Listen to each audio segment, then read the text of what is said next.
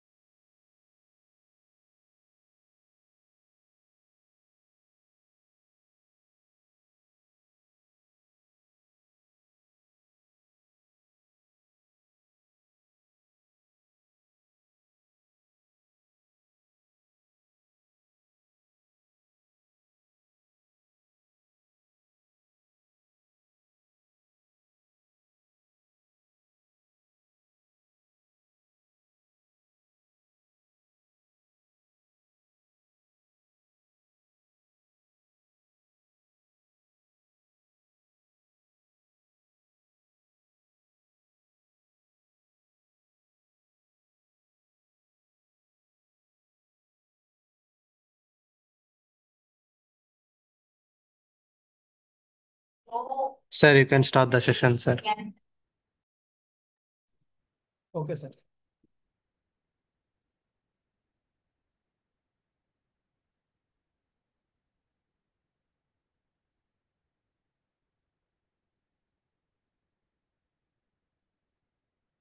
নমস্কার, good afternoon students. কেমন আছো তোমরা? আশা করি তোমরা সবাই খুব খুব ভালো আছো, সুস্থ আছো। আমি সঞ্জয় ঠাকুর। আজকে আমি তোমাদের বিজ্ঞান বিষয়ের ক্লাস নেব। তো আজকে আমাদের বিজ্ঞান বিষয়ের টপিক কি? দেখো, আশা করি তোমরা আমার বোর্ডটা ভালোভাবে দেখতে পাচ্ছ। দেখো, বোর্ডে কি লেখা আছে? লেখা আছে হৃৎপিণ্ড, হার্ট। হৃৎপিণ্ড যাকে ইংরেজিতে বলছে হার্ট। তো এটাই আজকে আমাদের টপিক। তো এবার বলো তো, এই যে তোমাদের যে টপিকটা হৃৎপিণ্ড বা হার্ট, এটা আমি কোথা থেকে নিয়েছি, কোন চ্যাপ্টার থেকে নিয়েছি, কোন অধ্যায় থেকে নিয়েছি বলো তো? এটা তোমাদের আমি যে মানুষের শরীর, হিউম্যান বডি, যে চ্যাপ্টারটা তোমাদের আছে 8 নম্বর অধ্যায়, অষ্টম অধ্যায়, ঠিক আছে, 8th চ্যাপ্টার, সেই চ্যাপ্টার থেকে চ্যাপ্টার নাম্বার 8, সেখান থেকে কিন্তু এই হৃৎপিণ্ড বা হার্ট এইটা কিন্তু নেওয়া হয়েছে। ঠিক আছে, এবং আজকে আমরা এই হৃৎপিণ্ড বা হার্ট এর ব্যাপারে সমস্ত যাবতীয় যা যা তথ্য আছে তা কিন্তু আমরা খুব সহজেই জানতে পারবো এই আজকে আজকের ক্লাসে। ঠিক আছে, তো ক্লাস শুরু করার আগে এই কারণেই তোমাদের বলি যে শুধুমাত্র আমি বললেই হবে না, তোমাদেরকেও প্রশ্ন করতে হবে। যাতে কোনো প্রশ্ন থাকে, যে কোনো প্রশ্ন এই টপিকে, সেটা কিন্তু আমাকে জিজ্ঞাসা করতে হবে, তবে কিন্তু সবকিছু একদম ক্লিয়ার থাকবে।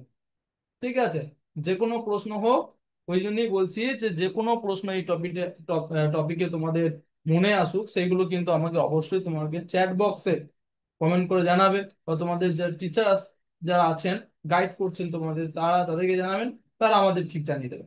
ঠিক আছে, একদম আমি কিন্তু সেই প্রশ্নের উত্তর পরের ক্লাসে হলেও তোমাদের দিয়ে দেবে। ঠিক আছে, তো চলো প্রথমে আমরা কি করব, একজন মহান ব্যক্তির উক্তি পড়ব। তো চলো দেখে নি।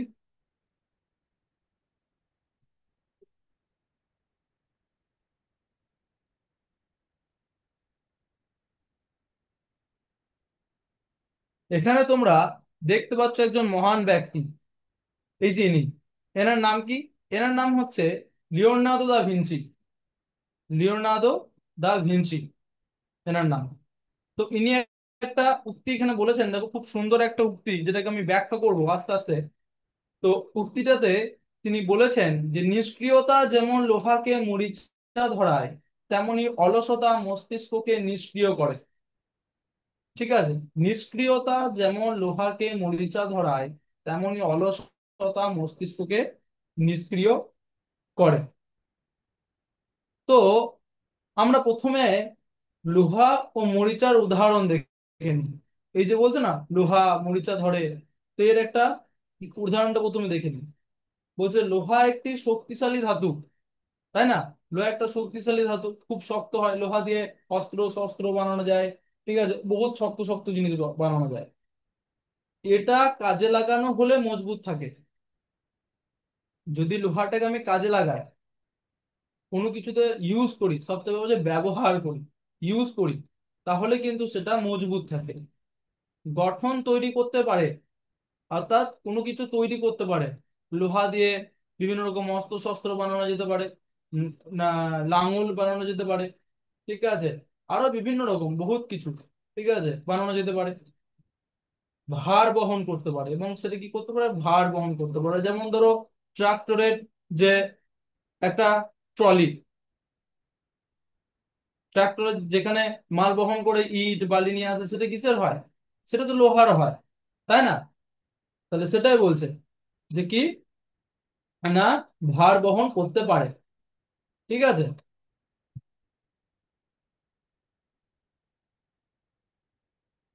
বলছে iron is a strong metal, when it is used it remains strong and useful, capable of building structures and carrying weight।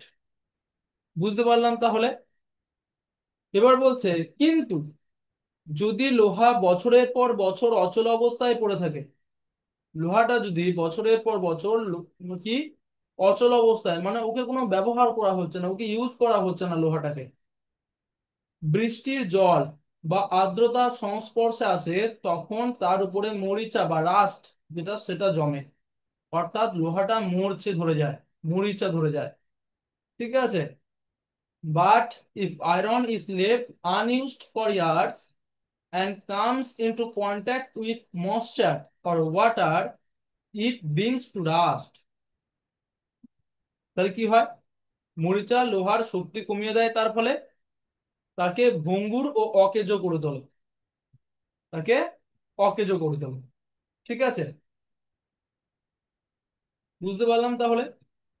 Rushed weakens the iron and make it fragile and useless, অযোগ্য করে দেয়, ব্যবহার করা যায় না।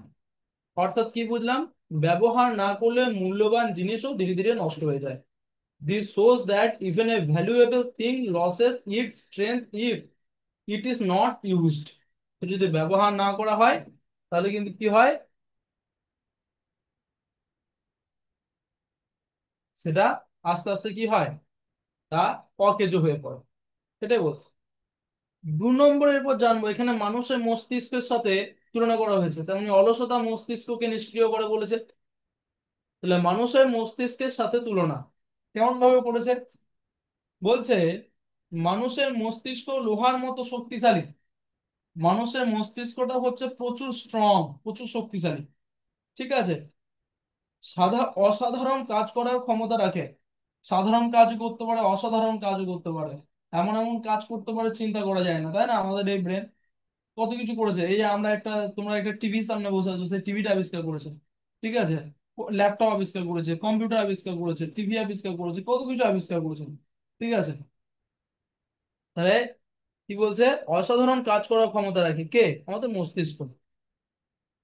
The human brain, like iron, is powerful and capable of doing amazing things.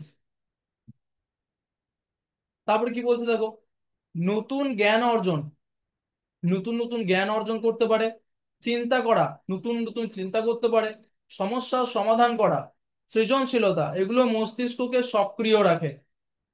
ঠিক আছে, gaining new knowledge, thinking, solving problems, and being creative keep the brain active. বুঝলাম।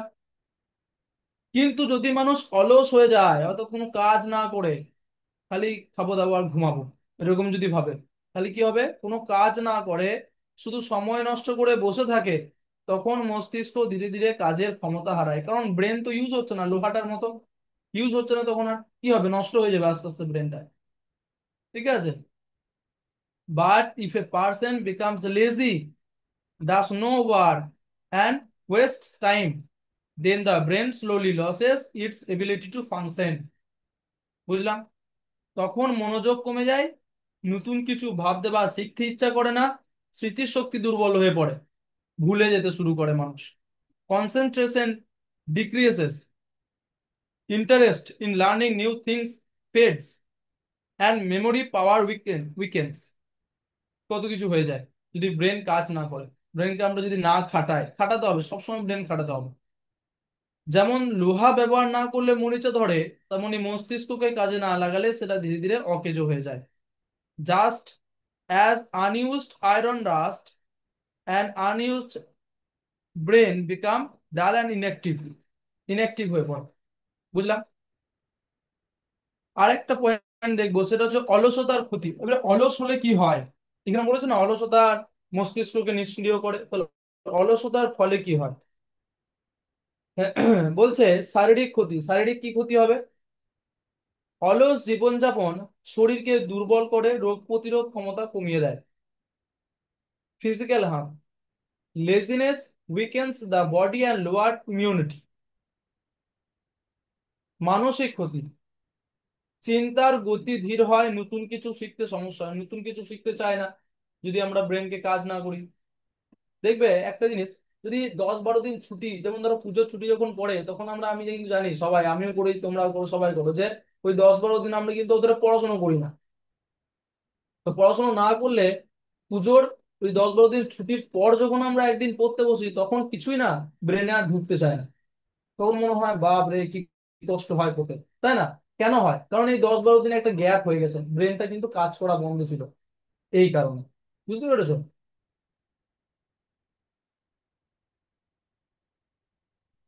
Thinking slows down, learning new things becomes difficult.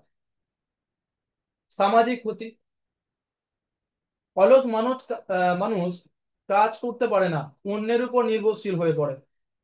Social harm, a lazy person can not perform well and becomes dependent on others. আর কি বলছে? জীবনের ক্ষতি, সময় অপচয় হয়, জীবনে উন্নতি থেমে যায়, উন্নতি করতে পারে না। Life harm, precious time is wasted and progress in life stops. বুঝলাম।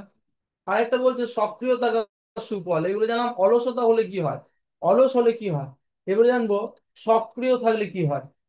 নিয়মিত পড়াশোনা, কাজ, নতুন কিছু শেখা মস্তিষ্ককে তীক্ষ্ণ রাখে।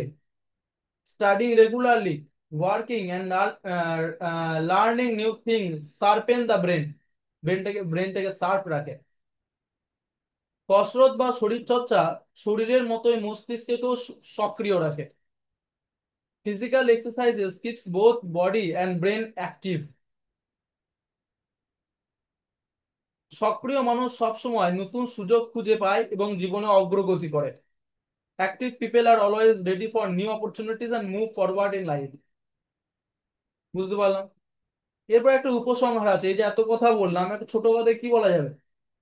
কোনো জিনিস বা ক্ষমতা ব্যবহার না করলে তা নষ্ট হয়ে যায়, এটা হচ্ছে উপসংহার, কনক্লুশন যেটা। লোহার মতো মস্তিষ্ক আমাদের জীবনের সবচেয়ে বড় সম্পদ। তাই অলসতা দূর রেখে সবসময় সক্রিয় থেকে মস্তিষ্ককে কাজে লাগাতে হবে। Any ability or thing that is not used will eventually be destroyed. Our brain, like iron, is the most valuable treasure. Therefore, to save it from becoming inactive, we must always stay engaged and active. ওকে, সহজ ভাষায় তাহলে কি বলতে পারবো? যে লোহাকে মরিচা থেকে বাঁচাতে যেমন ব্যবহার করতে হয়, তেমনি মস্তিষ্ককে নিষ্ক্রিয়তার হাত থেকে বাঁচাতে সবসময় কাজ করতে হয়। Just as iron must be used to prevent rust, the brain must be exercised to prevent laziness from making it useless. তাহলে খুব সহজে আমরা বুঝতে পারলাম যে এই উক্তিটার মানে কি, তাই না? একটু ব্যাখ্যা করলাম যাতে তোমরা বুঝতে সুবিধা হয়। নিষ্ক্রিয়তা যেমন লোহাকে মরিচাতে হয়, তেমনি অলসতা মস্তিষ্ককে নিষ্ক্রিয় করে। কে বলেছেন? Leonardo da Vinci. তাহলে এখানে আমরা কিন্তু এটা বুঝতে পারলাম। এরপর আমরা আগের দিন কি করেছিলাম একটু মনে করে দিই। আগের দিন আমরা করেছিলাম পরিবেশ ও জীবজগতের পারস্পরিক নির্ভরশীলতা, তাই তো? সেটা আজকে ছোট একটা সিমুলেশন করে নিয়ে দেখি তোমরা বাড়িতে কতটা পড়েছো। আমি বলেছিলাম কিন্তু প্রত্যেক মাঝে মাঝে আমি কিন্তু এরকম করে সিমুলেশন দিয়ে জিজ্ঞাসা করব তোমাদেরকে, যে বোঝার জন্য যে আগের দিন কতটা পড়েছো তোমরা, আগের দিনের পড়াটা। তো চলো একটা কুইজ খেলে নি, দেখি কে কটা উত্তর দিতে পারছো।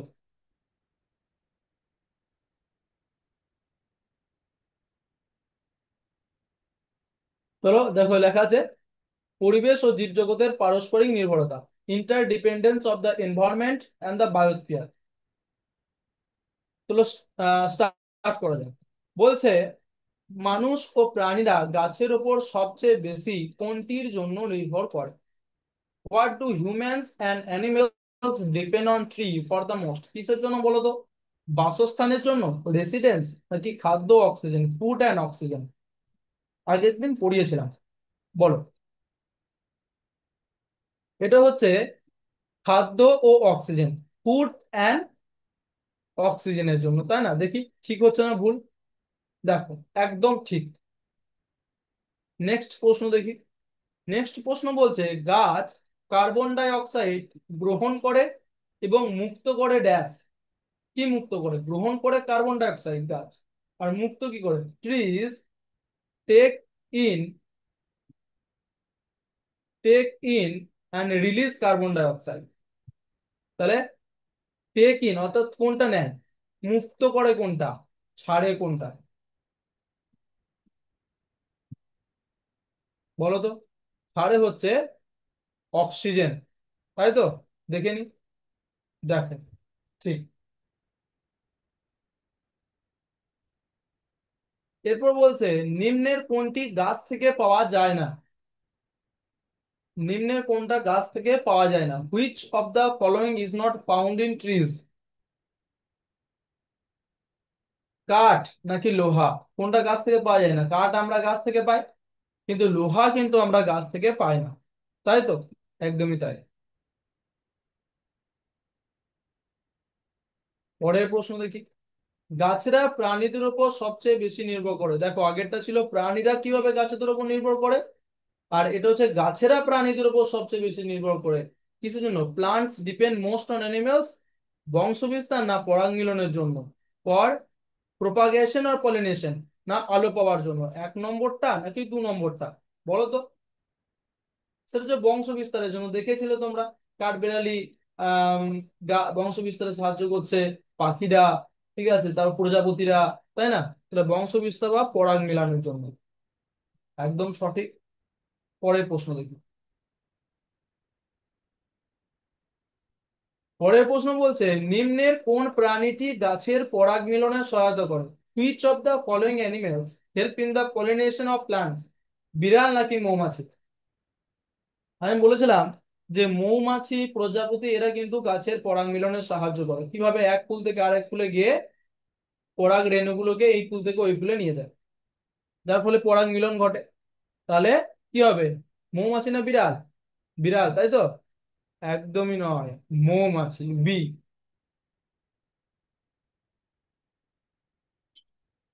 পরের প্রশ্ন, বীজ ছড়ানোর কাজে কোন প্রাণীটি গাছকে সাহায্য করে? Which animal helps plants in dispersing seeds? পাখি নাকি গাধা? বার্ড না অ্যাস? সেটা হচ্ছে গাধা, তাই তো? না না না না, একদমই নয়, পাখি, বার্ড। আমি কিন্তু এইভাবে কিন্তু উল্টো পাল্টা তোমাদের কনফিউজ করার চেষ্টা করবো, কিন্তু তোমাদের কনফিউজ হলে হবে না, কারণ আমি এর থেকে বুঝতে পারবো যে তোমরা কতটা পড়েছো বাড়িতে, কতটা শিওর আছো। দেখো, তারপর বলছে মানুষ প্রাণীদের উপর সবচেয়ে বেশি কোন প্রয়োজনীয় জিনিসের জন্য নির্ভর করে? মানুষ প্রাণীদের উপর কিসের জন্য? বিদ্যুতের জন্য নাকি খাদ্যের জন্য? বিদ্যুৎ কি পায় প্রাণীদের কাছ থেকে? পায় না, পাই হচ্ছে খাদ্য। দেখো, একদম সঠিক। পরে প্রশ্ন দেখে, মানুষ গরুর উপর নির্ভর করে কিসের জন্য? ঘর সাজানোর জন্য, টু ডেকোরেট দ্য হাউস, নাকি দুধ ও চাষের কাজে, for milk and farming work? এইটা, তাই না, দুয়েরটা, দুধ ও চাষের কাজে।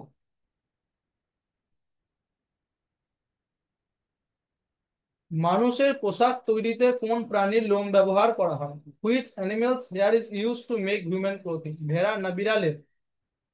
শিপ নাকি ক্যাট? এটা হচ্ছে ভেড়ার, তাই তো? একদমই তাই।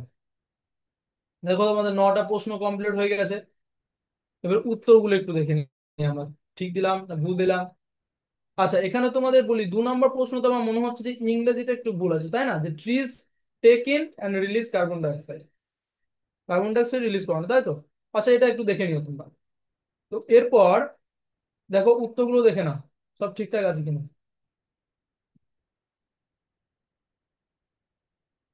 সব দেখো ঠিকঠাক একদম, তাই তো? একদমই তাই। ওকে, তাহলে তাহলে এটা থেকে আমরা এখন অব্দি কি কি জানতে পারলাম? আমরা এবারে কিন্তু আগের পড়াটা একটু প্র্যাকটিস করে নিলাম, তাই না? কি ছিল আগের পড়াটা? পরিবেশ ও জীবজগতের মধ্যে পারস্পরিক যে সম্পর্ক, সেটার কিন্তু ব্যাপারে আমরা জেনে গেলাম। আবার মানে জেনে তো গেছি অনেকদিন আগে, সেই দিনই জেনে গেছি, কিন্তু আজকে একটু রিভাইজ করে নিলাম, ওয়ার্ড ওয়ালের সাহায্যে পড়াগুলো মনে করে নিলাম। তো এরপর আমরা এবারে আজকের যে টপিক ছিল হৃৎপিণ্ড বা হার্ট, সেই টপিকে আসবো। তো চলো, তার জন্য একটা প্রেজেন্টেশন দেখে নিই। প্রেজেন্টেশন, দেখো, এখানে তোমরা দেখতে পাচ্ছ যে লেখা আছে হৃৎপিণ্ড বা হার্ট। একটা হার্টের মতো ছবিও রয়েছে। এরকম দেখতে হয় হার্ট? সত্যিকারে কিন্তু এরকম হার্ট অনেকটা দেখতে হয় না। হার্ট কেমন দেখতে হয় সেটা আমি তোমাদের বোর্ডে এঁকে দেখাবো, ঠিক আছে? তো প্রথমে বলি যে হৃৎপিণ্ড কি, হোয়াট ইজ দ্য হার্ট। বলছে হৃৎপিণ্ড হলো একটি পেশিবহুল অঙ্গ। পেশিবহুল, অত পেশি আছে, হাড় নেই, পেশিবহুল, মনে রাখবে ওয়ার্ডটা। পেশিবহুল অঙ্গ যা রক্ত সঞ্চালনের মাধ্যমে সারা শরীরে অক্সিজেন ও পুষ্টি সরবরাহ করে। কি কি সরবরাহ করে, কাজ কি? রক্ত এবং পুষ্টি সরবরাহ করা, এটা হচ্ছে হৃৎপিণ্ডের কাজ।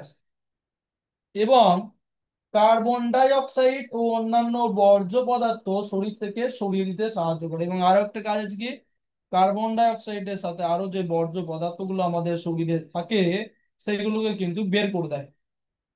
এটি আমাদের শরীরে রক্ত সঞ্চালন ব্যবস্থার কেন্দ্র। তাহলে বুঝতে পারলাম, একটা এই লাইন, একটা লাইনের ভেতরে কিন্তু আমি তোমাদেরকে বুঝিয়ে দিলাম কি কি কাজ আছে, তাই তো? একদমই তাই। বলছে হৃৎপিণ্ড, আরেকবার বলে দিই, হৃৎপিণ্ড হলো একটি পেশিবহুল অঙ্গ যা রক্ত সঞ্চালনের মাধ্যমে সারা শরীরে অক্সিজেন ও পুষ্টি সরবরাহ করে এবং কার্বন ডাই অক্সাইড ও অন্যান্য বর্জ্য পদার্থ শরীর থেকে সরিয়ে দিতে সাহায্য করে। এটি আমাদের শরীরের রক্ত সঞ্চালন ব্যবস্থার কেন্দ্র। বুঝতে পারলাম। এবার আমরা জানবো যে এই হৃৎপিণ্ডটা থাকে কোথায়। মানুষের শরীরে যে হৃৎপিণ্ড থাকে সেই হৃৎপিণ্ডটা কোথায় থাকে, চলো দেখে নি। দেখো এখানে তোমরা লেখা আছে দেখতে পাচ্ছ হৃৎপিণ্ডের অবস্থান। দেখো এটা একটা মানুষের বুক। এই মানুষের বুকে তোমরা নিজেদের নিজের বুকে হাত দিয়ে দেখতে পাবে যে একটা বুকের মাঝখানে যে শক্ত হাড় দেখতে, বুঝতে পারছো, সেটা হলো বক্ষাস্থি। সেটাকে কি বলা হয়? বক্ষাস্থি। বুকে হাত দিলে দেখতে পাবে যে কি, বুকের মাঝখানে এক ধরনের শক্ত হাড় আছে, সেটা হচ্ছে বক্ষাস্থি। আর পিঠের মাঝ বরাবর একটা শির দ্বারা আছে, যেটাকে আমরা মেরুদণ্ড বলি। শির দ্বারা, সেটাকে বলছে শির দ্বারা। বলছে যে হৃৎপিণ্ড থাকে বুকের মাঝখানে থাকা এই বক্ষাস্থি ও শিরদাঁড়ার মাঝের অংশ। তাহলে এই যে দুদিকে ওরা গার্ড দিচ্ছে হৃৎপিণ্ডটাকে, এক পেছন দিক থেকে গার্ড দিচ্ছে শিরদাঁড়া, আর সামনে দিক থেকে গার্ড দিচ্ছে ওই বক্ষাস্থি, যাতে ধাক্কা লাগলে সহজে খুব ক্ষতি না হয়। বুঝতে পারলেন? তাহলে এই বক্ষাস্থি এবং শিরদাঁড়ার মাঝে আছে এই হৃৎপিণ্ড, তোমরা দেখতে পাচ্ছ এখানে। এই যে এখানে হাড় গুলো দেখানো হয়নি, এই হৃৎপিণ্ডের উপরে কিন্তু অনেক হাড় আছে, আর পেছন দিকে একটা শির দ্বারা আছে, দেখতে পাচ্ছ, এই যে এটা শির দ্বারাটা। ঠিক আছে, এর মাঝে কি আছে? এর মাঝে কিন্তু এই হৃৎপিণ্ডটা আছে। এরপর এখানে একটা ছোট প্রশ্ন তোমাদের জন্য।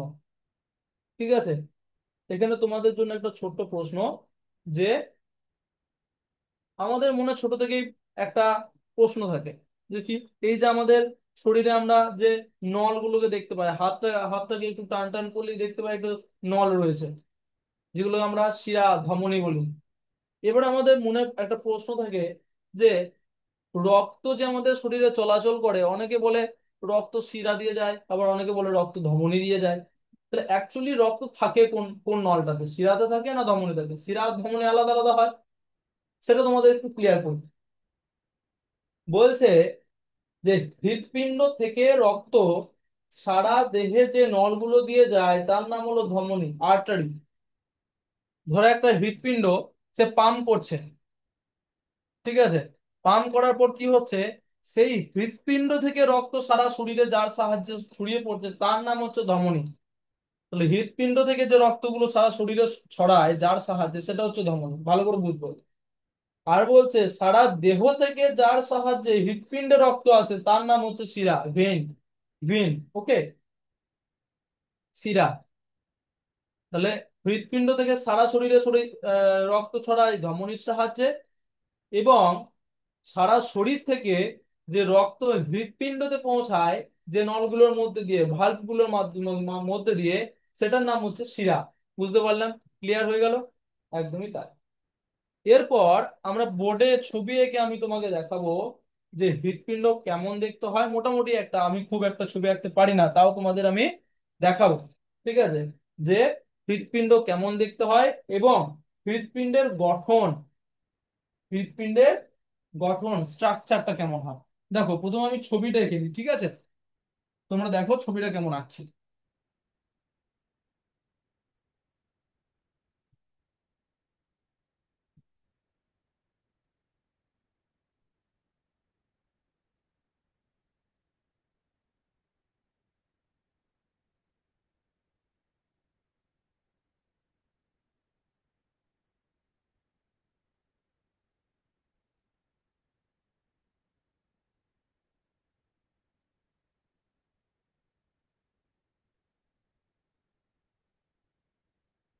এই যে ছবিটা তোমাদের রাখলাম, এই ছবিটার মতো অ্যাকচুয়াল দেখতে হয় হার্ট বা হৃৎপিণ্ড। ঠিক আছে, এরপর তোমাদের প্রথমে আমি গঠনটা একটু বলে দিই, কোনটার কি নাম, কোনটার কি নাম সেটা একটু বলে দিই। ঠিক আছে, এই হার্টটাকে দেখে তোমরা বুঝতে পারছো এটা দুটো ভাগে বিভক্ত, তাই না? একটা হচ্ছে এইটা হচ্ছে ওপরের পোর্শন, এইটা হচ্ছে ওপরের পোর্শন, আর এইটা হচ্ছে নিচের পোর্শন, মাঝে এই যে এই ভাগ করে দিয়েছে। আবার সেরকম দেখতে পাচ্ছ এই যে এও ভাগ করে দিয়েছে, এই পাশের একটা, এই পাশের একটা। এরপর তোমাদের বলে দিচ্ছি কোনটার কি নাম। বলছে দুটি ওপরের প্রকোষ্ঠ থাকে, দেখো দুটো আছে, এই একটা, এইটা একটা, ওপরে দুটো প্রকোষ্ঠ আছে, নিচে নিচে দুটো আছে, একটা দুটো প্রকোষ্ঠ বলতে ঘর এখানে বোঝাচ্ছে, তোমরা সহজ ভাষায় বুঝবে ঘর। তাহলে ওপরে দুটো ঘর আছে, নিচে দুটো ঘর আছে, আমাদের হৃৎপিণ্ড সত্যি করে এরকমই হয়। ঠিক আছে, তো প্রথমেরটা নাম হচ্ছে এই যে উপরের এটা, এটার কি নাম? এটার নাম হচ্ছে ডান অলিন্দ। ডান অলিন্দ বা কি রাইট এট্রিয়াম, রাইট এট্রিয়াম। ঠিক আছে, মুখে মুখে বলে দিচ্ছি, রাইট এট্রিয়াম। আর তাহলে এটা কি হবে? এটা বাম অলিন্দ। এটা কি হবে? বাম অলিন্দ। এটার নাম হচ্ছে বাম অলিন্দ। ঠিক আছে, বা লেফট এট্রিয়াম। ডান অলিন্দ, রাইট এট্রিয়াম, বাম অলিন্দ, এইটা। ঠিক আছে, এই প্রকোষ্ঠটা, এটার এটা আর এটার এটা প্রকোষ্ঠটা। ঠিক আছে, এরপর নিচের দুটো ঘরের নাম জানি। এই ধারটাকে বলছে কি? এই ধারটাকে বলছে যে ডান নিলয়।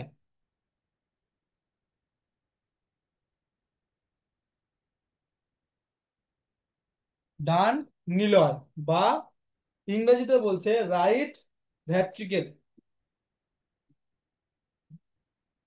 ঠিক আছে, ডান নিলয় বা রাইট ভেন্ট্রিকেল। ঠিক সেরকমই এই দিকটাকে বলছে বাম নিলয়।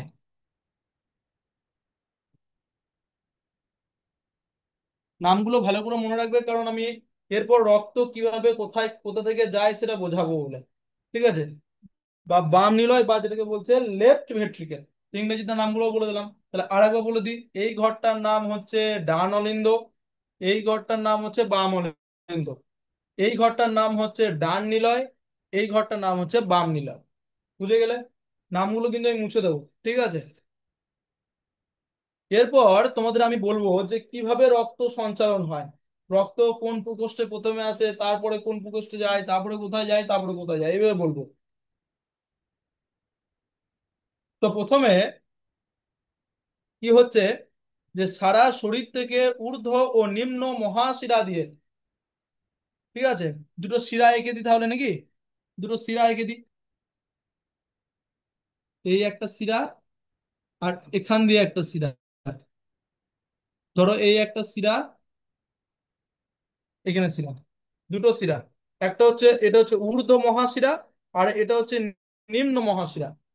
এই দুটো শিরা দিয়ে অবিশুদ্ধ রক্ত, অবিশুদ্ধ মানে হচ্ছে যেখানে CO2 মেশানো থাকে রক্ততে বেশি, কার্বন ডাই অক্সাইড থাকে, সেই রক্ত পৌঁছায় দোতলার ডান দিকের ঘর বা ডান অলিন্দে। দেখো ডান অলিন্দ, এখানে রক্ত এসে পৌঁছায় এইগুলো দিয়ে, এই ডট ডট ডট ডট দিয়ে রক্ত কিন্তু এইভাবে এলো।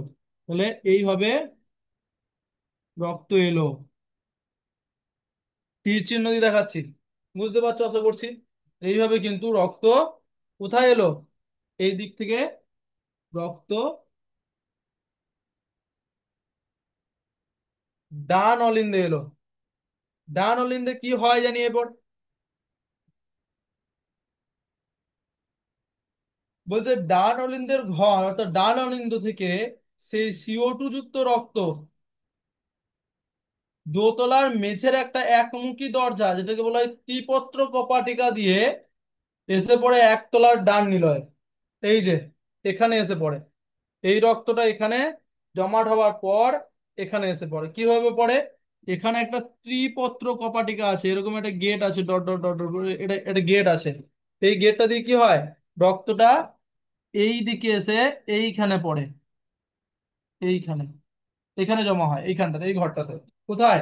ডান নিলয়ে, ডান নিলয়ে, ডান অলিন্দতে রক্ত এলো, দিয়ে ডান নিলয়ে এলো, পৌঁছালো। এবারে একটা জিনিস, যে যদি এটা ভর্তি হয়ে যায়, এটা কিন্তু কখনোই সম্ভব নয় যে এই রক্তটা আবার উপর দিকে উঠে ডান অলিন্দে চলে যাবে। এটা হচ্ছে একমুখী দরজা, অর্থাৎ উপর থেকে নিচের দিকেই কিন্তু রক্ত পড়তে পারবে। ঠিক আছে, এই ডান অলিন্দ থেকে কিন্তু ডান নিলয়েই আসতে পারবে।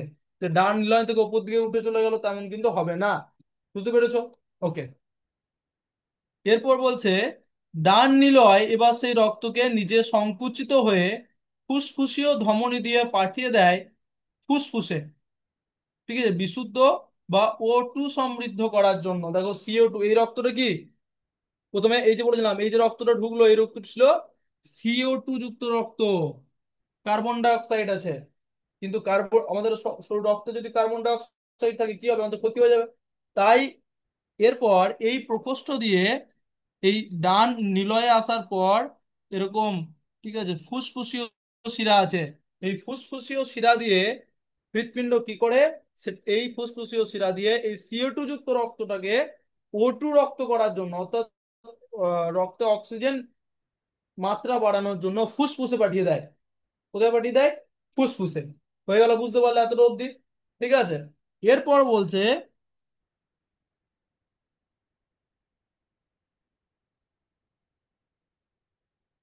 ফুসফুসে এই অবিশুদ্ধ রক্ত থেকে অনেকটা CO2 বেরিয়ে যায়। ফুসফুস একটা কাজ করে, যার জন্য এই CO2টা, রক্তটা কি হয়, O2 রক্তে পরিণত হয়। CO2 রক্তটা O2 রক্তে পরিণত হয়। দিয়ে এই O2 যে রক্তটা, সেটা আবার ফুসফুসীয় শিরা, এখান থেকে আসবে। দেখো এবার এখানে ফুসফুসীয় শিরা আছে, এখানে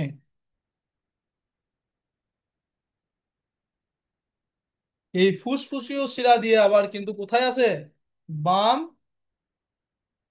অলিন্দে আসে। এটা হচ্ছে বাম অলিন্দ। এই বাম অলিন্দের রক্তটা কিন্তু আবার এই বাম অলিন্দে আসে। কোথা থেকে এলো? ফুসফুসীয় শিরা থেকে এলো, অর্থাৎ ফুসফুস থেকে ফুসফুসীয় শিরার মাধ্যমে বাম অলিন্দতে এলো। বুঝতে পারলে? একদমই তাই। এরপর বলছে বাম অলিন্দ সংকুচিত হয়ে সেই রক্ত বাম অলিন্দের নিচে থাকা দ্বিপত্র কপাটিকা নামের একমুখী দরজা, এটা হচ্ছে ত্রিপত্র কপাটিকা ছিল, এটা হচ্ছে দ্বিপত্র কপাটিকা, এখানেও একটা এরকম গেট আছে। কি হচ্ছে, দ্বিপত্র কবাটিকা নামে একমুখী দরজা দিয়ে পৌঁছায় একতলার বাম দিকের ঘর বা বাম নিলয়ে। দিয়ে রক্তটা চলে এলো কোথায়, এখান থেকে চলে এলো এখানে, এখানে জমা হয়ে গেল। ঠিক আছে, তাহলে এই রক্তটা হচ্ছে O2 রক্ত। যে রক্তটা প্রথমে এসেছিল সেটা CO2 ছিল। ঠিক আছে, বুঝলে? দিয়ে কি হয় বলি, তারপরে বাম নিলয়ে চলে এলো। এরপর হৃৎপিণ্ড, এই বাম নিলয় হলো সব থেকে বড় কুঠুরি, অর্থাৎ এই যে এটা সব থেকে বড়। ঠিক আছে, এটা হচ্ছে সব থেকে বড় ঘর, এখানে প্রচুর রক্ত ধরে। আবার নিজে সংকুচিত হয়ে পাম্প করার ক্ষমতা ধরলেও সব থেকে শক্তিশালী হয়, প্রচুর পাম্প করতে পারে। ঠিক আছে, এরপর এই এখানে আসার পর রক্তটা শুদ্ধ হয়ে গেল, একদম O2 যুক্ত রক্ত হয়ে গেল, যেটা আমাদের দরকার। দিয়ে এখান দিয়ে যে মহাধমনী গুলো আছে, সেই বলেছিলাম, এই যে হৃৎপিণ্ড থেকে রক্ত যার সাহায্যে যায় তাকে কি বলে, ধমনী। তাহলে এই মহাধমনীর সাহায্যে রক্ত, আমি একটা করে দেখাচ্ছি, একটা নেই, অনেক আছে কিন্তু। তো এই একটা, এখানে একটা দেখালাম, এরকম অনেক কিন্তু ধমনী আছে। এই ধমনীগুলোর সাহায্যে সারা শরীরে রক্ত ছড়িয়ে পড়ে। বুঝলে? তাহলে আর একবার ছোট করে বলে দিই প্রথম থেকে। প্রথমে CO2 যুক্ত রক্ত আমাদের শরীরে, তাহলে এটা কি, এটা শিরা, মহাশিরা। একটা হচ্ছে ঊর্ধ্ব মহাশিরা, একটা হচ্ছে নিম্ন মহাশিরা। এটা কিন্তু ধমনী নয়, কারণ এই দুটো দিয়ে কিন্তু শরীর থেকে রক্ত ঢুকছে, এইদিকে কিন্তু রক্ত বেরোয় না, এইদিকে রক্ত ঢুকছে ফুসফুসে। তাই এটা হচ্ছে এটা ঊর্ধ্ব মহাশিরা, আর একটা হচ্ছে নিম্ন মহাশিরা। নিচের দিকে বলে নিম্ন, উপর দিকে বলে ঊর্ধ্ব মহাশিরা। দিয়ে রক্ত ঢুকলো কোথায়, ডান অলিন্দ। এখনো CO2 আছে, CO2 যুক্ত রক্ত এটা। সেই দিকে ঢুকে আবার এলো ত্রিপত্র কপাটিকা হয়ে ডান নিলয়ে। ডান নিলয়ে আসার পর কি হলো, রক্ত এই দিকে চলে গেল, এই দিকে চলে গিয়ে কোথায় চলে গেল? চলে গেল ফুসফুসে। ফুসফুসে কেন পাঠালো? এর এ এই এরকম করে নিয়ে গিয়ে ফুসফুসে পাঠিয়ে দিল, যাতে রক্তটা যে CO2 ছিল সেটা কি কিসে পরিণত করতে পারে? O2 তে পরিণত করতে পারে, রক্তে O2 কে বেশি পরিমাণ করতে পারে। যখনই ফুসফুস ওই CO2 যুক্ত রক্তকে O2 তে পরিণত করে দিল, তখন আবার ফুসফুস কি করলো? এই এই যে ধরো এই ভাল্ব যেটা আছে এর সাহায্যে, যে ফুসফুসীয় শিরা ফুসফুস থেকে ঢুকছে, এটা হচ্ছে ফুসফুসীয় শিরা, ফুসফুস থেকে রক্ত আসছে, এই কারণে ফুসফুসীয় শিরা। এই ফুসফুসীয় শিরার মাধ্যমে রক্ত আবার পাঠিয়ে দিল ফুসফুস কোথায়? বাম অলিন্দে। বাম অলিন্দ। এবার বাম অলিন্দে যখনই ঢুকে গেল, বাম অলিন্দ থেকে কোথায় পড়লো? দ্বিপত্র কপাটিকা দিয়ে। এটা ত্রিপত্র কপাটিকা, দ্বিপত্র দ্বিপত্র কপাটিকা, এটাও একমুখী, ওপর দিকে যেতে পারবে না, একমাত্র নিচের দিকে নামতে পারবে রক্ত। নিচের দিকে নামলো, নিচের দিকে নামার পর এটা কোথায় এলো? বাম নিলয়ে এলো রক্ত। আর বাম নিলয়ে আসার পর কি হলো? এই বাম নিলয়ে আসার পর যত রক্ত ছিল সেটা হৃৎপিণ্ড পাম্প করে সারা শরীরে ছড়িয়ে দিল। তাহলে বুঝতে পারলে এইভাবেই কিন্তু আমাদের শরীরের হৃৎপিণ্ড যেটা সেটা রক্ত সঞ্চালনের এইভাবেই কাজ করে। বুঝতে পারলাম কিছুটা হলেও? একদমই তাই। এরপর তোমাদেরকে আমি বলি কিছু ইনফরমেশন আরো দিই। যেমন ধরো হৃৎপিণ্ডের এই যে ভাল্ব গুলোর কথা আমরা জানলাম, কি কি জানলাম? চারটা ভাল্বের নাম জানলাম, তাই তো? বলে দিই, প্রথমে প্রথমে হচ্ছে ট্রাইকাসপিড ভাল্ব, ত্রিপত্র কপাটিকা, এই যে এইটা ত্রিপত্র কপাটিকা। 2 নম্বর হচ্ছে পালমোনারি ভাল্ব, ফুসফুসীয় কপাটিকা, এই যে ফুসফুসীয় কপাটিকা। তারপর হচ্ছে মাইট্রাল ভাল্ব, দ্বিপত্র কপাটিকা, এই যে দ্বিপত্র কপাটিকা। আর এটা হচ্ছে এওর্টিক ভাল্ব, মহাধমনী। কোনটা? এই যে মহাধমনী। তাহলে এত কটা কিন্তু আমরা হৃৎপিণ্ডের যে valve, valve of the heart, এগুলো কিন্তু আমরা জানতে পারলাম। তাহলে ইংরেজি নামগুলো বলে দিলাম, বাংলা নামগুলো এখানে বলেইছি আর এর আগে, সেগুলো কিন্তু আমরা জেনে গেলাম। এরপর আমরা জানবো হৃদরোগের ব্যাপারে। অর্থাৎ আমরা দেখেছি অনেকজন, বেশিরভাগ জনের একটু বয়স হয়ে গেলেই বলে যে হার্টের সমস্যা আছে। বলে না? বলে না যে আমার হার্টের সমস্যা, একটু দৌড়াদৌড়ি করলে বা একটু ছোটাছুটি করলেই বা একটু বেশি টেনশন নিলে বুকে ব্যথা করে, বুকটা ধড়ফড় করে। ঠিক আছে, এই এটা কেন হয়? তাহলে এই বুকের সমস্যা বা হৃদরোগের কারণগুলি কি কি, কি কি কারণে হয় সেগুলো আমরা জানবো। তো 1 নম্বর যে কারণ বলছে সেটা হচ্ছে করোনারি আর্টারি ডিজিজ, যেটাকে শর্টকাটে CAD বলা হয়। CAD, করোনারি আর্টারি ডিজিজ, এটাও এক ধরনের হৃদরোগ। ঠিক আছে। 2 নম্বর বলছে হার্ট অ্যাটাক। আমরা সবাই শুনেছি হার্ট অ্যাটাক হয়ে যায়। ঠিক আছে, হার্ট অ্যাটাক। তারপর 3 নম্বর বলছে হার্ট ফেলিওর, যেটাকে আমরা বলি হার্ট ফেল। ঠিক আছে, হার্ট ফেলিওর বা হার্ট ফেল। 4 নম্বর বলছে অ্যারিথমিয়া। অ্যারিথমিয়া বলে একটা হার্টের রোগ আছে। এগুলো তোমাদের জাস্ট মনে, আমি এগুলো তোমাদের তাহলে একটু লিখে দিই, তাহলে তোমরা একটু নোট করতে পারবে। ঠিক আছে, এটা মুছে দিই।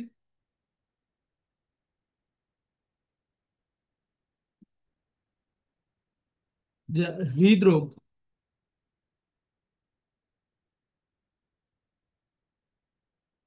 1 নম্বর কি বলেছে? 1 নম্বর বলেছে CAD। এটা হৃদরোগ, হৃদরোগ গুলো লিখছি, ঠিক আছে? CAD, coronary artery disease. বুঝলাম। 2 নম্বর বলছে হৃদরোগ, heart attack. Heart attack, heart attack. ঠিক আছে, তাহলে এটা একটা একটা রোগ। তা বলছে হার্ট ফেলিওর, হার্ট ফেল যেটাকে বলি আমরা।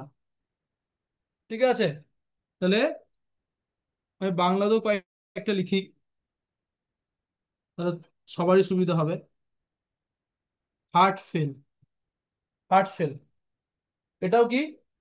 এটাও হচ্ছে একটা হৃদরোগ। তারপর হচ্ছে অ্যারিথমিয়া।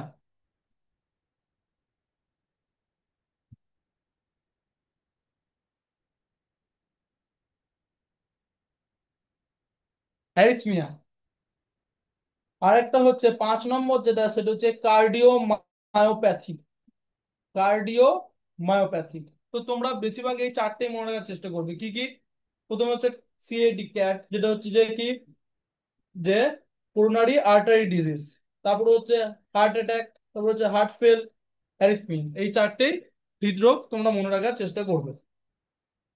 এরপর তোমাদের যেটা বলবো, হৃৎপিণ্ড ভালো রাখার উপায়, হার্ট ভালো রাখার উপায় কি। তো প্রথমেই বলছে 1 নম্বর, স্বাস্থ্যকর খাদ্য গ্রহণ, কম চর্বিযুক্ত এবং কম লবণ, এই জাতীয় খাবার খেলে কিন্তু হার্ট ভালো থাকবে। স্বাস্থ্যকর খাদ্য গ্রহণ। 2 নম্বর বলছে নিয়মিত ব্যায়াম, নিয়মিত ব্যায়াম করতে হবে। 3 নম্বর হচ্ছে ধূমপান ও মদ্যপান থাকা থেকে বিরত থাকা। ঠিক আছে, স্মোকিং ড্রিঙ্কিং এগুলো করলে হবে না। 4 নম্বর হচ্ছে রক্তচাপ, সুগার ও কোলেস্টেরল নিয়ন্ত্রণে রাখা, এগুলো নিয়ন্ত্রণ রাখতে হবে, তাহলে হার্টের প্রবলেম হবে না। 5 নম্বর বলছে মানসিক চাপ কমানো, অর্থাৎ বেশি স্ট্রেস নিলে হবে না। ঠিক আছে, বেশি চাপ নিলে হবে না, মানসিক চাপ। তাহলে হৃৎপিণ্ডকে ভালো রাখার এই 4-5টি উপায় বললাম। ঠিক আছে, এরপর একটা যে বেসিক একটা যে নোটস তোমরা এটা করে রাখতে পারো। ঠিক আছে, যে একটি হৃৎপিণ্ড গড়ে দিনে প্রায় 1 লক্ষ বার স্পন্দিত হয়। কতবার? 1 লক্ষ বার। এখানে লিখে দিচ্ছি আমি।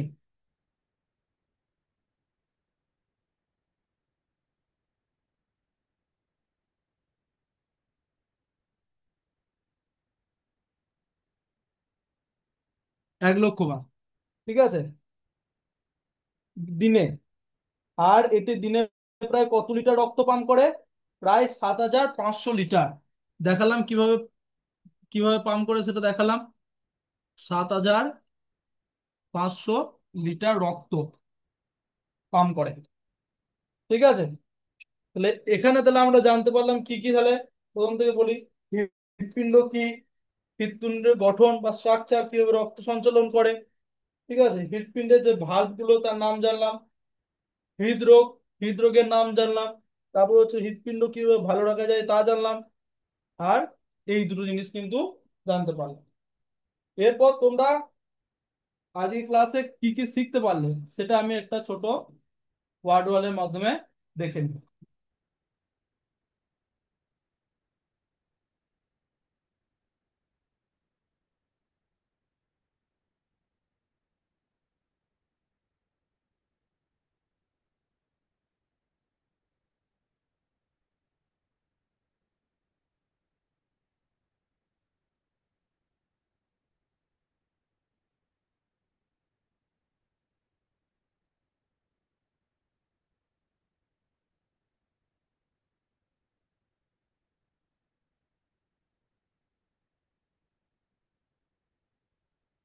এখানে লেখা আছে দেখতে পাচ্ছ, হৃৎপিণ্ড বা হার্ট। এই ব্যাপারে কটা প্রশ্ন রয়েছে? টোটাল 13টা প্রশ্ন আছে। এই 13টা প্রশ্ন আমরা এক একটা করে বক্স ওপেন করব এবং দেখব কি প্রশ্ন আছে এবং সেটা উত্তর দেওয়ার চেষ্টা করব। 1 নম্বর বক্সটা ওপেন করি। তো যে হৃৎপিণ্ডের নিচের পক্ষ দুটিকে কি বলা হয়? অ্যাট্রিয়াম না ভেন্ট্রিকল? কি বলেছিলাম বলো? নিচেরটাকে বলেছিলাম ভেন্ট্রিকেল, তাই তো? একদমই তাই। 2 নম্বর বক্স, হৃৎপিণ্ডের উপরের কক্ষ দুটিকে কি বলা হয়? তাহলে উপরটাকে কি ভেন্ট্রিকেল, তো নিচেরটা হলো, তাহলে উপরটা এট্রিয়াম। তাহলে একদমই সঠিক। 3 নম্বর প্রশ্ন দেখি, হৃৎপিণ্ড কোন ধরনের পেশি দিয়ে গঠিত? আমি প্রথমেই বলেছিলাম যখন হৃৎপিণ্ডের সংজ্ঞা বলছিলাম, কঙ্কাল পেশি নাকি হৃৎ পেশি। তো নাম দেখেই বুঝতে পারছি সেটা হচ্ছে হৃৎ পেশি দিয়ে।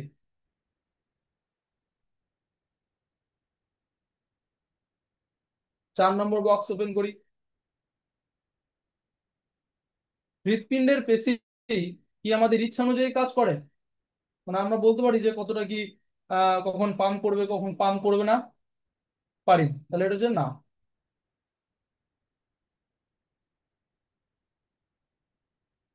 5 নম্বর দেখি। 5 নম্বর বলছে হৃৎপিণ্ড কি ধরনের অঙ্গ? পেশি জাতীয় না হাড় জাতীয়? হাড় আছে হৃৎপিণ্ডতে? নেই। তাহলে এটা হচ্ছে পেশি জাতীয়। 6 নাম্বার, হৃৎপিণ্ড কতটি কক্ষ বা দিয়ে গঠিত? কটি কক্ষ নিয়ে গঠিত?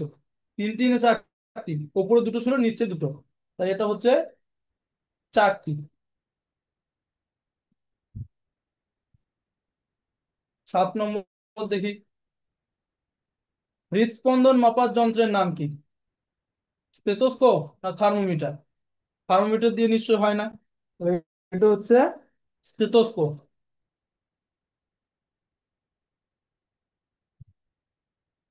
8 নম্বর দেখি, হৃৎপিণ্ড কোন অঙ্গের মাধ্যমে রক্তকে অক্সিজেন যুক্ত করে? CO2 রক্ত পাঠাচ্ছিল আমাদের শরীর, সেখান থেকে কার সাহায্যে? ফুসফুসের সাহায্যে অক্সিজেন যুক্ত করছিল, তাই তো?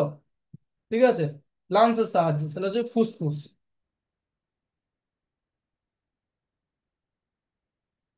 9 নম্বর দেখি, হৃৎপিণ্ড আমাদের দেহে কি কাজ করে? খাবার হজম করে নাকি রক্ত পাম্প করে? সেটা হচ্ছে 2 নম্বর, একটা রক্ত পাম্প করে।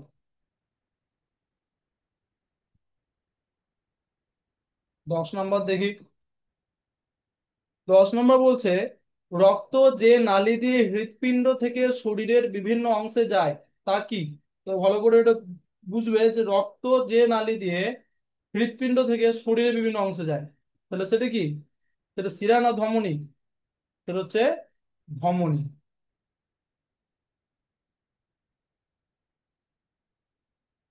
11 নম্বর দেখি, হৃৎপিণ্ড রক্তকে পাম্প করে কোথায় পাঠায়? শুধু ফুসফুসে পাঠায় নাকি সমস্ত দেহে পাঠায়? সমস্ত দেহে, তাই তো? 12 নম্বর দেখি, হৃৎপিণ্ড রক্তকে কোন দিক নিয়ে যায়? হৃৎপিণ্ড রক্তকে কোন দিক দিয়ে নিয়ে নেয়? ঠিক আছে, অর্থাৎ ধমনী দিয়ে যায় না শিরা দিয়ে যায়, সেটা বলতে চাইছে। ঠিক আছে, হৃৎপিণ্ড রক্ত কোন দিকে আসে হৃৎপিণ্ডতে? শিরা দিয়ে।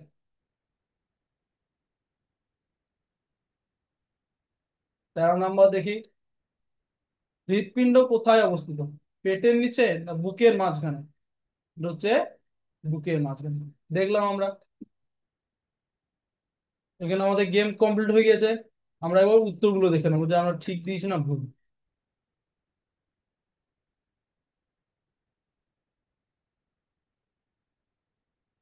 উত্তরগুলো একবার চেক করে নিই, সব একদম ঠিকঠাকই আছে।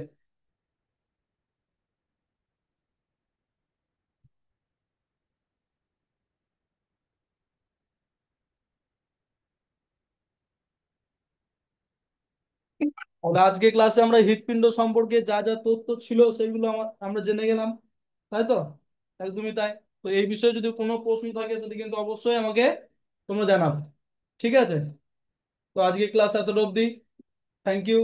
জয় বিদ্যাশক্তি, জয় ভারত, জয় হিন্দ।